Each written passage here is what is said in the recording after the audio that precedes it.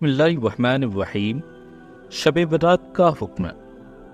شعبان کی 15ویں شب شب برات کہلاتی ہے، یعنی وہ رات جس میں مخلوق کو گناہوں سے بری کر دیا جاتا ہے۔ تقریباً 10 صحابہ کرام سے اس رات کے متعلق احادیث منقول ہیں۔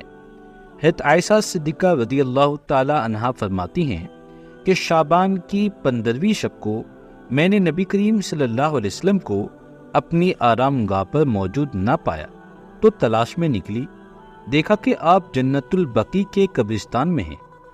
پھر مجھ سے فرمایا کہ آج شعبان کی 15ویں رات ہے، اس رات میں اللہ تعالیٰ آسمان دنیا پر نزول فرماتا ہے اور قبیلے بنی کلب کی بکریوں کے بالوں کی تعداد سے بھی زیادہ گناہ گاروں کی بخشش فرماتا ہے۔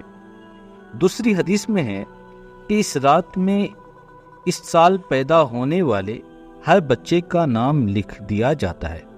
اس رات میں اس سال مرنے والے ہر آدمی کا نام لکھ دیا جاتا ہے۔ اس رات میں تمہارے اعمال اٹھائے جاتے ہیں اور تمہارا رزق اتارا جاتا ہے۔ اسی طرح ایک روایت میں ہے کہ اس رات میں تمام مخلوق کی مغفرت کر دی جاتی ہے سوائے 7 آدمیوں کے: مشرک، والدین کا نافرمان، کینہ پرور، شرابی، قاتل، سلوار کو ٹکنوں سے نیچے لٹکانے والا، چغل خور۔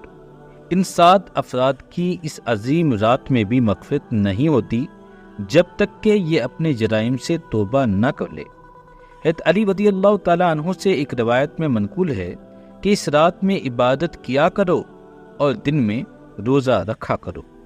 اس رات سورج غروب ہوتے ہی اللہ تعالیٰ اپنے بندوں کی طرف متوجہ ہوتے ہیں اور اعلان ہوتا ہے، کون ہے جو گناہوں کی بخشش کروائے، کون ہے جو رزق میں وسعت طلب کرے، کون مصیبت زدہ ہے جو مصیبت سے چھٹکارا حاصل کرنا چاہتا ہے۔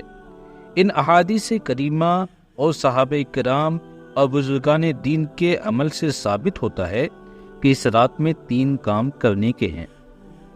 نمبر 1، قبرستان جا کر مردوں کے لیے ایصال ثواب اور مغفرت کی دعا کی جائے، لیکن یاد رہے کہ نبی کریم صلی اللہ علیہ وسلم سے پوری زندگی میں صرف 1 مرتبہ شب برات میں جنت البقیع جانا ثابت ہے۔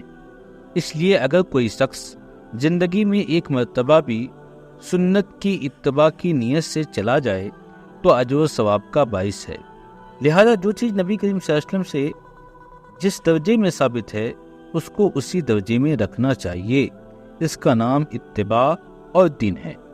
نمبر 2، اس رات میں نوافل، تلاوت قرآن مجید، ذکر و اذکار کا اہتمام کرنا چاہیے۔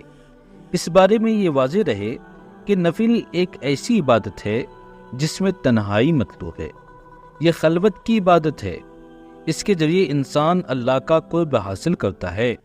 لہذا نوافل وغیرہ تنہائی میں اپنے گھر میں ادا کر کے اس موقع کو غنیمت جانیں۔ نوافل کی جماعت اور مخصوص طریقہ اپنانا درست نہیں ہے۔ یہ فضیلت والی راتیں شور و شغب، میلے، اجتماع منعقد کرنے کی راتیں نہیں ہیں، بلکہ گوشے تنہائی میں بیٹھ کر اللہ تعالیٰ سے تعلقات استوار کرنے کے قیمتی لمحات ہیں، ان کو ضائع ہونے سے بچائیں۔ نمبر 3، دن میں روزہ رکھنا بھی مستحب ہے۔